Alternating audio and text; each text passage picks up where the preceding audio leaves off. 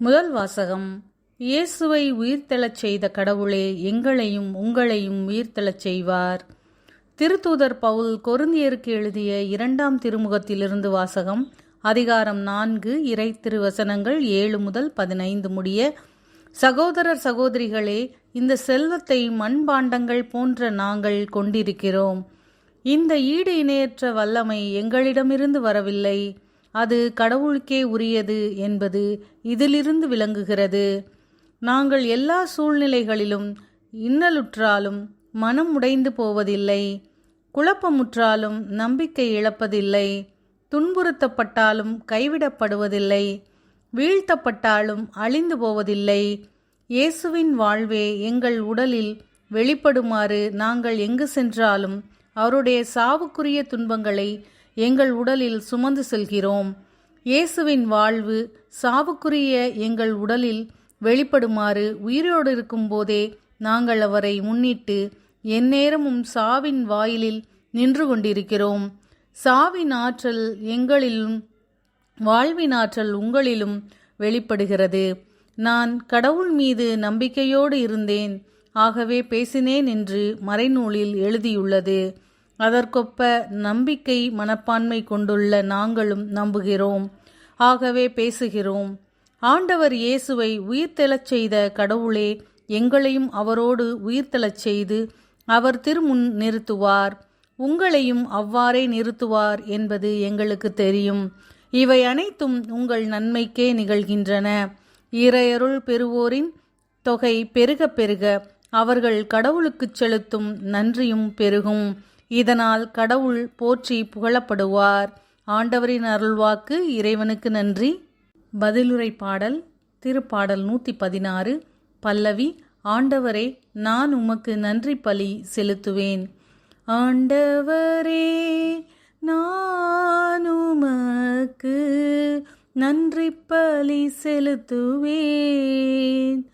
மிகவும் துன்புறுகிறேன் என்று சொன்ன போதும் நான் நம்பிக்கையோடு இருந்தேன். எந்த மனிதரையும் நம்பலாகாது என்று என் மனக்கலக்கத்தில் நான் சொன்னேன். ஆண்டவரே, நான் உமக்கு நன்றி பலி செலுத்துவேன். ஆண்டவர் தம் அன்பர்களின் சாவு அவரது பார்வையில் மிக மதிப்புக்குரியது. ஆண்டவரே, நான் உண்மையாகவே உம் ஊழியன், நானும் பணியாள், உம் அடியாளின் மகன். என் கட்டுக்களை நீர் அவிழ்த்து விட்டீர். ஆண்டவரே, நான் உமக்கு நன்றி பலி செலுத்துவேன். நான் உமக்கு நன்றி பலி செலுத்துவேன். ஆண்டவராகிய உம் பேரை தொழுவேன். இப்பொழுதே உம் மக்கள் அனைவரின் முன்னிலையில் ஆண்டவரே, உமக்கு என் பொருத்தனைகளை நிறைவேற்றுவேன். ஆண்டவரே, நான் உமக்கு நன்றி பலி செலுத்துவேன். செய்தி வாசகம். ஒரு பெண்ணை இச்சையுடன் நோக்கும் எவரும் தம் உள்ளத்தால் ஏற்கனவே அப்பெண்ணோடு விபச்சாரம் செய்தாயிற்று. மத்தேயு எழுதிய தூய நற்செய்தியிலிருந்து வாசகம். அதிகாரம் 5, இறை திருவசனங்கள் 27 முதல் 32 முடிய. அக்காலத்தில் இயேசு தம் சீடரை நோக்கி கூறியது: விபச்சாரம் செய்யாதே என கூறப்பட்டிருப்பதை கேள்விப்பட்டிருக்கிறீர்கள். ஆனால் நான் உங்களுக்கு சொல்கிறேன், ஒரு பெண்ணை இச்சையுடன் நோக்கும் எவரும் தம் உள்ளத்தால் ஏற்கனவே அப்பெண்ணோடு விபச்சாரம் செய்தாயிற்று. உங்கள் வழக்கன் உங்களை பாவத்தில் விழச் செய்தால் அதை பிடுங்கி எறிந்து விடுங்கள்.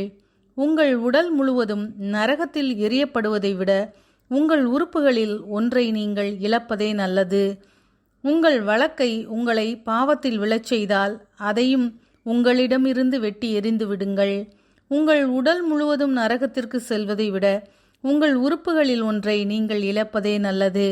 தன் மனைவியை விலக்கி விடுகிறவன் எவனும் மனவிலக்குச் சான்றிதழை கொடுக்கட்டும் என கூறப்பட்டிருக்கிறது.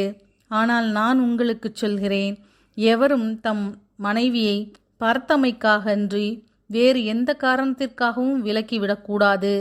அப்படி செய்வோர் எவரும் அவரை விபச்சாரத்தில் ஈடுபடச் செய்கின்றனர். விலக்கப்பட்டோரை மனப்போரும் விபச்சாரம் செய்கின்றனர். ஆண்டவரின் அருள்வாக்கு. கிறிஸ்துவே உமக்கு புகழ்.